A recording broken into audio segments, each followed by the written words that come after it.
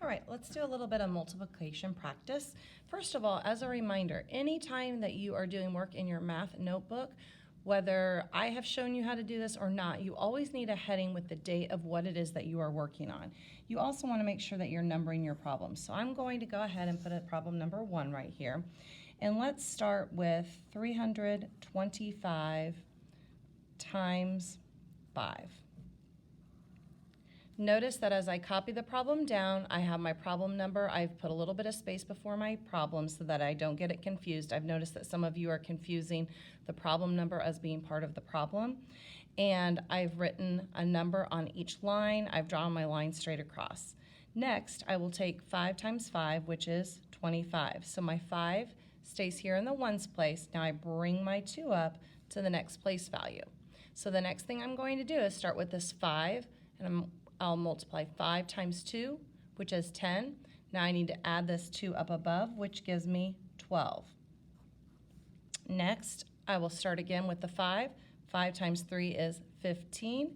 Now I add that 1. There's no place else for me to bring that. I know that 15 plus 1 is 16, so that 1 comes right down here. And I'm being very mindful of making sure that I keep each of my place values separated. So see how I've got my ones place, my tens place, my hundreds place, and now I have a thousands place.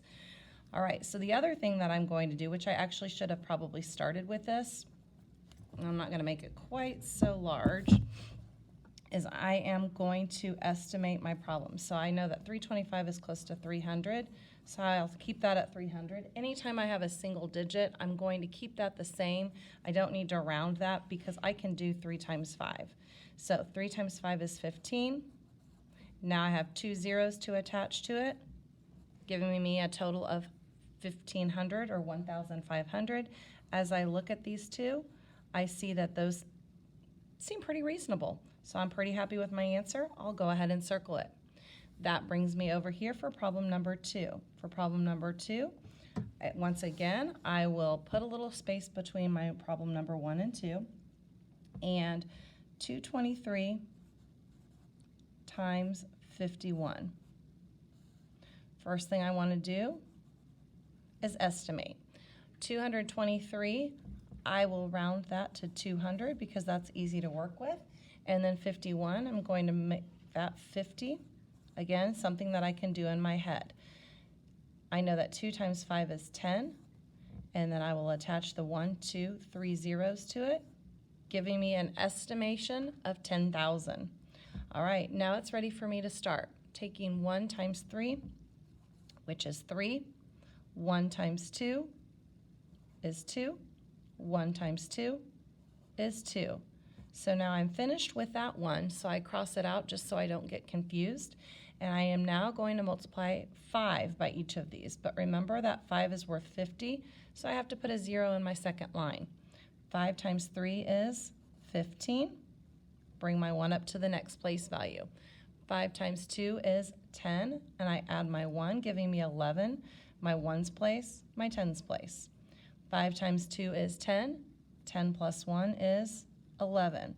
Once again, notice that I've kept my numbers lined up with their place values so that I don't get that confused as I go to add.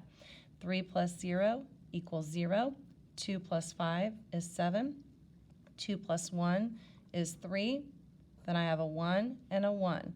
Now I start over here and I come over 3 places and I put my comma. And again, as I look, I feel comfortable that this is reasonable. Also notice in this right here, don't put any commas within the actual problem. Save those to the end. A lot of times that gets real sloppy. Now, notice that this is my very last thing that I wrote. So I'm going to skip 1, 2, 3 lines. I'm going to come over here for problem number 3. So I've skipped more lines here, but then when I get over here with problem number 4, it won't run into the problem up above it. So again, you're always kind of thinking and being mindful of that. So for the next problem, let's do 546 times 28. Let's begin by estimating. So think about what you would round 546 to. That would round to 500. It's closer to 500 than it is to 600 times 30. I know that 5 times 3 is 15. Now I'm going to attach the 3 zeros, 1, 2, and 3.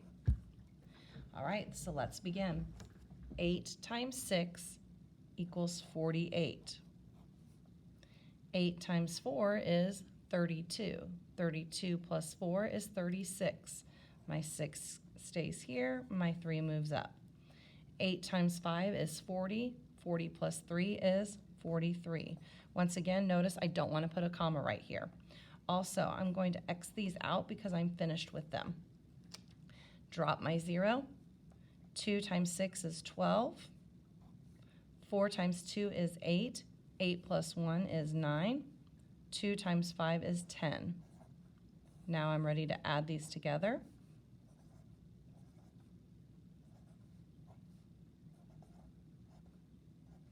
Once again, circle my final answer and I compare, and I feel comfortable with that, so I'm ready to move over to problem number 4.